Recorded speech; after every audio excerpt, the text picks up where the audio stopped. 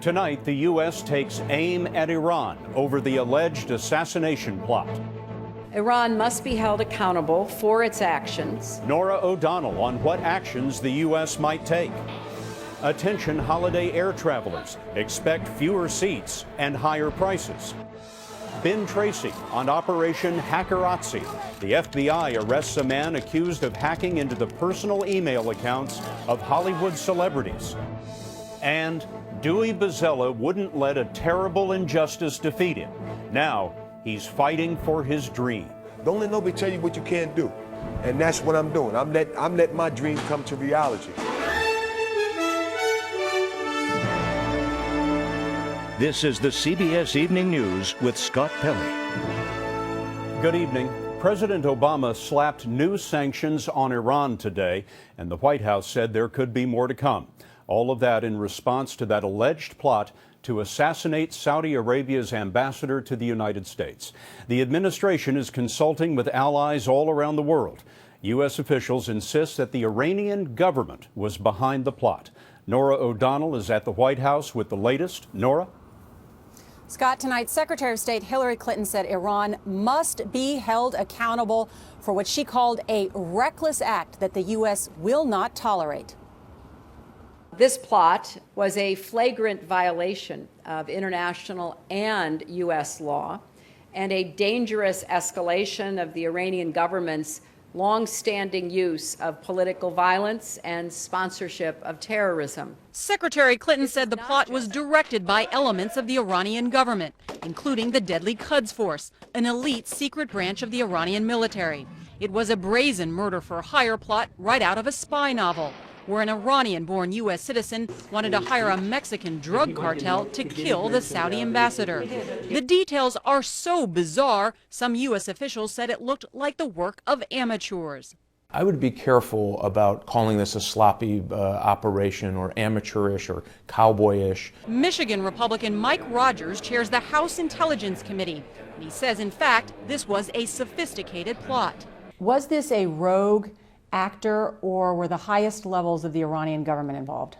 I have a high degree of confidence that there were the highest echelons of the Iranian government involved in this particular act. Rogers said the U.S. goal must now be to encourage some reluctant members of the UN Security Council to further isolate Iran and renew focus on Iran's nuclear program. Do you want a nation that is actively engaging in assassination in a foreign land for political purposes, possessing nuclear weapons?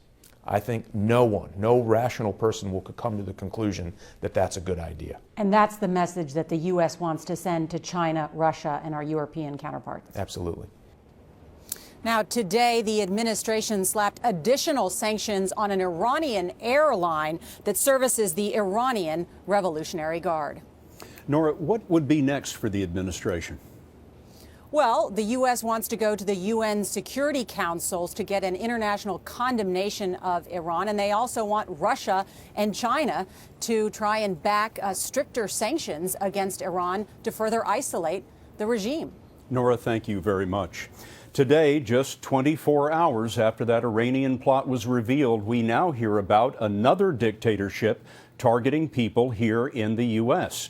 This time, it's an allegation that Syria is spying on its enemies in this country. Homeland Security correspondent Bob Orr has our story. As violent clashes played out this spring in the streets of Damascus, sympathetic dissidents rallied peacefully in Washington. But U.S. prosecutors say among the demonstrators was a spy. Mohammed Swade is accused of videotaping the rallies, then delivering the tapes and personal information about the protesters, including emails and phone numbers, to Syrian intelligence agents. An indictment unsealed today said Swade was part of a conspiracy to undermine, silence, intimidate, and potentially harm protesters in the U.S. and Syria. Hala Abdulaziz, a Syrian American, was among those spied on at the Washington rallies. She says her family in Syria had been targeted by Assad security forces. In April, her father was killed. It was the snipers from top buildings. They start shooting at people. It's 14 people who were died, 5 of them from my family, from my father's side. Abdulaziz found out about her father's death from watching this video on YouTube. She sued the Syrian government and named Mohammed Swade as one of the defendants. Days later, she was threatened. They told me, we will kill your family. We will vanishing your daughter if you don't drop this lawsuit. Swade, who briefly appeared in court today, is not charged with causing any deaths, but prosecutors say his actions have clearly put people at risk. Now, prosecutors say in late June, Swade traveled at the expense of the Syrian government for a face-to-face meeting in Damascus with President Bashar al-Assad. But the Syrian embassy has flatly denied that Swade is a spy, adding they have no Americans on their intelligence payroll. Bob, could Swade have done this spying all alone? Well, he had a little bit of help, Scott. He was working with the people inside the Syrian embassy. And furthermore, prosecutors say in the indictment that he tried to recruit outsiders to help him do the snooping. But we have to say that no one else has been charged, and sources tell us at the moment they're not looking for any other illegal Syrian agents. Thanks, Bob. The so-called underwear bomber abruptly stopped his trial today and pleaded guilty. Umar Farouk Abdul Muttalib admitted that he tried to blow up a Northwest Airlines jetliner on Christmas Day in 2009 to retaliate for what he called America's killing of innocent Muslims. He now faces life in prison. Looking at the economy now, the Labor Department told us today that the number of job openings around the country has dropped sharply. It says there were 3.1 million jobs available in August. That's 157,000 fewer than there were in July. With the economy struggling, we were surprised today when we were booking flights for the holidays. Some of the prices we were getting seemed to have climbed so high so fast that we asked Anna Werner to find out what's going on with the airlines. Southern Methodist University senior Austin Prentice hopes to fly home to Portland for Thanksgiving. But a ticket that used to cost him just over $300 now runs over $500. It's $554 is the cheapest flight I can find to fly home and back to Portland. That's the cheapest. The cheapest is flight. $554. $554. Wow. Rick Seeney, who tracks airfares, predicts ticket prices will be up an average of $40 this season because at least 5 major airlines are cutting flights. Today, it's all about survive, contract, consolidate, merge, cut back. You don't hear words like grow. There's only a couple airlines that are actually adding seats. Seeney estimates there will be 600,000 fewer seats between November 19th and 28th. In an uncertain economy, airlines want to make sure their flights are profitable. Procrastination isn't going to help you this year because there's going to be no empty seats. There's no reasons for airlines to discount. Website Travelocity predicts average domestic airfares over Thanksgiving will be up about 4%. That will leave cash-strapped students hoping to go home for the holidays dependent on luck. Keep your fingers crossed. Keep my fingers crossed that I'll find a good deal. If I find a friend here in Dallas that wants to adopt me, maybe I'll do that for Thanksgiving because it's cheaper. Now, you might have better luck depending on your airlines. Southwest and U.S. Airways have added seats on some routes, but waiting to book will cost you. Expect every day you wait to add an extra $5 to a round-trip fare. Scott? Anna, thank you very much. The economy was the focus of the Republican presidential debate in New Hampshire last night, and the frontrunner, Mitt Romney, suggested that he is better able to deal with the economy than President Obama. I'm not going to have to call up Timothy Geithner and say, how does the economy work? Because I spent my life in the economy. I spent my entire career working in the private sector, starting businesses, helping turn around businesses, sometimes successfully and sometimes not. And I know how to make tough decisions. One of Romney's rivals for the GOP nomination, Herman Cain, touts his own business experience. He was once the CEO of Godfather's Pizza. Cain's fix for the economy is called the 999 plan. And we asked Wyatt Andrews to find out if the numbers add up. My top priority is 999. It's the one big idea that's driving Herman Cain and driving his surge in the polls.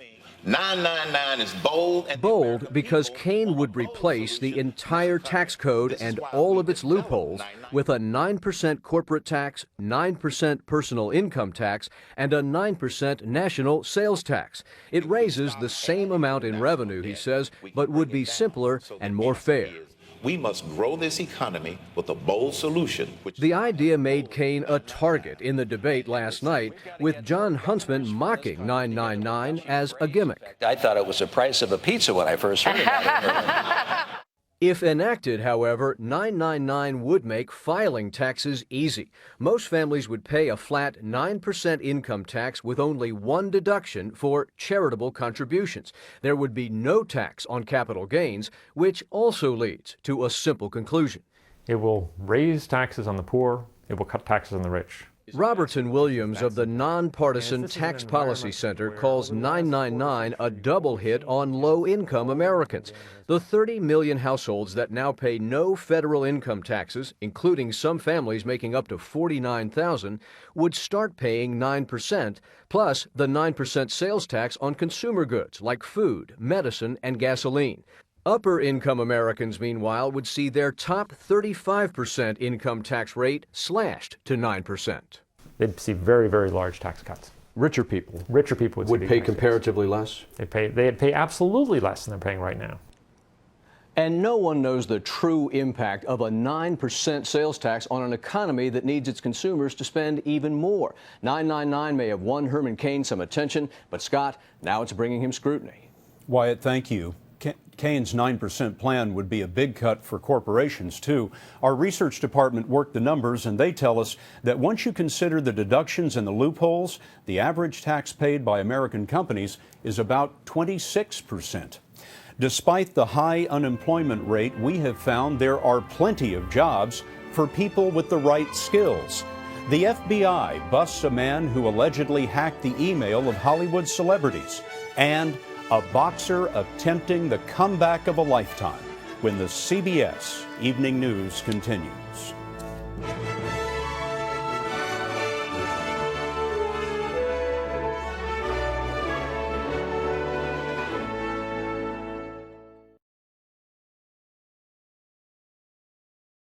In Florida today, federal agents arrested a Jacksonville man for allegedly hacking into the personal email accounts of Hollywood celebrities.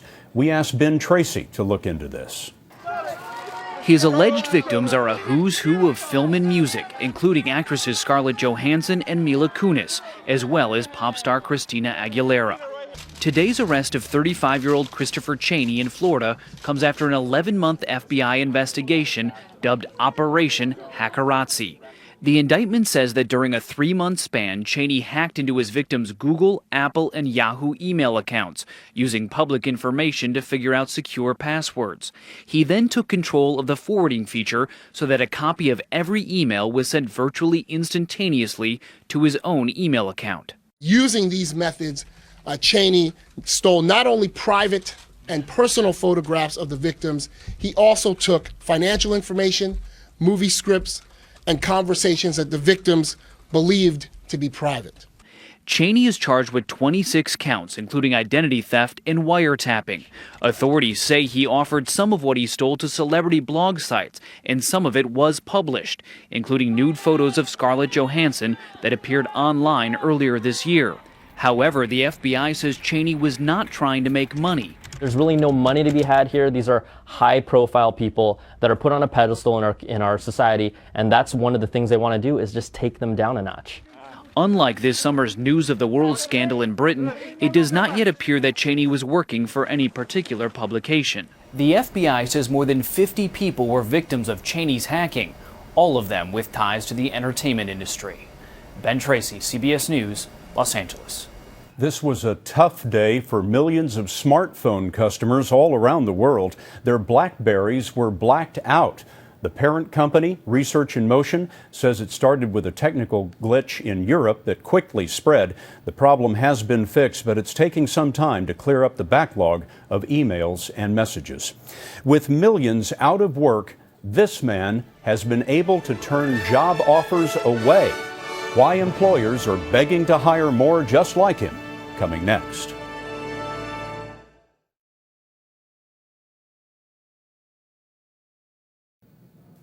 The president and his allies couldn't get his jobs bill through the Senate yesterday, so today they said they will now try to get it through one piece at a time, but they couldn't say exactly which elements of the plan they will bring to a vote first. As that debate goes on in Washington, all around the country, listen to this, there are 4.6 unemployed workers competing for every job that's available. We asked Elaine Quijano to show us one way that the workers can improve their odds. I don't really dig the second shift, but got to start somewhere. Despite the worst job market in decades, listen to what 20-year-old Nick Sinetti found right out of high school. How many offers did you get? 3, I think. 3 offers? Right. He graduated in 2009 as a certified welder from a career and technical education high school, or what used to be called vocational education. He now works for Air Products in Allentown, Pennsylvania. Of the 7,500 employees that you have here in the United States, how many are what you would say are the skilled workers? 4,000. John McGlade is president and CEO of Air Products. His global company designs and builds high-tech hydrogen equipment and devices. How worried are you that you won't find enough skilled workers in the future? I'm worried. I've been worried. McGlade says he hires about 550 U.S. workers a year. 360 are technically skilled positions that require 2 years of college or advanced certification. These positions can often go unfilled for 12 months. You need people who are electronics experts, who are instrument technicians, who are mechanics that can work on today's modern equipment. But this year, funding for vocational education was cut by $140 million, and President Obama is proposing a 20% cut next year. What is your sort of biggest fear if there isn't this continued support for VOTEC education? Without the support and without the continued development of a skilled workforce, we're not going to be able to fill the jobs. Lehigh Career and Technical Institute would be impacted as well. 5% of its budget comes from federal grants. 24 divided by 1.5e, you got to tell us. The school trains about 3,000 students from across the Lehigh Valley. According to the National Association of Career and Technical Schools, these students can earn about $26 an hour more than similar students in non-technical fields. There's going to be more and more of those skilled jobs available that are going to be well-paying and be a sustainable career for years and years to come. A career path that McGlade estimates will need 10 million more skilled workers over the next decade.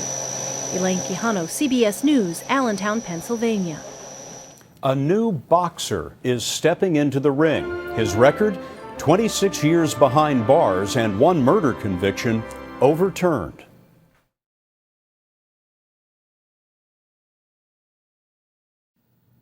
There's a championship boxing match in Los Angeles this Saturday, but it's a fight on the undercard that really got our attention. A 52-year-old man will make his professional boxing debut against an opponent nearly half his age. And if you think that's incredible, wait till you hear his story, told tonight by Bill Whitaker. So are you going to feel like a winner just walking into that ring? No, I'm going to feel like a winner once I go out here and knock this dude out and do what I got to do. At 52, facing his first professional fight, this could be the over-the-top boasting of an over-the-hill boxer. But don't bet against Dewey Bozzella. He's already won the fight of his life. It wasn't easy. It wasn't easy at all. His childhood in Brooklyn would have beaten most people down. He watched his father beat his mother to death, lost 2 brothers to the streets. At 18, he was arrested, later convicted for the murder of a 92-year-old woman. He was sentenced to Sing Sing for a crime he maintained he did not commit. 20 years of life, I was like, I'm a walking zombie. My name was 84A0172. When he was offered release if he would just confess his crime, he refused again and again. You got me saying that I murdered a 92-year-old woman. You got the wrong man, period. I'd rather die in prison than to tell you I did it. He found salvation in boxing. The training and discipline brought order to the chaos. It was my freedom. That was my escape from where I was at. It helped me to realize, that there's a better way of living life other than walking around angry and frustrated at people. So he fought to become prison champ, to earn a bachelor's and master's degree, to convince the Innocence Project to take his case. Project lawyers who worked to overturn wrongful convictions found evidence he was innocent. And after 26 years, Dewey Bozzella was released from prison. In life, you're going to get knocked down. What are you going to do? Lay down in the middle of the road like a worm? Or you're going to get back up and do something with yourself. He started a foundation to teach the discipline of boxing to troubled youngsters. But what he wants most? To fight just one professional match. Why just the one? Because that's what I need. I need to know what it feels like to be a pro. I know what it feels like to be able to say to myself, I did it. Dewey Bozzella. Dewey. Saturday, he enters the professional ring to fight a 30-year-old opponent. Don't tell him about long odds. He's beaten them before. Bill Whitaker, CBS News, Los Angeles.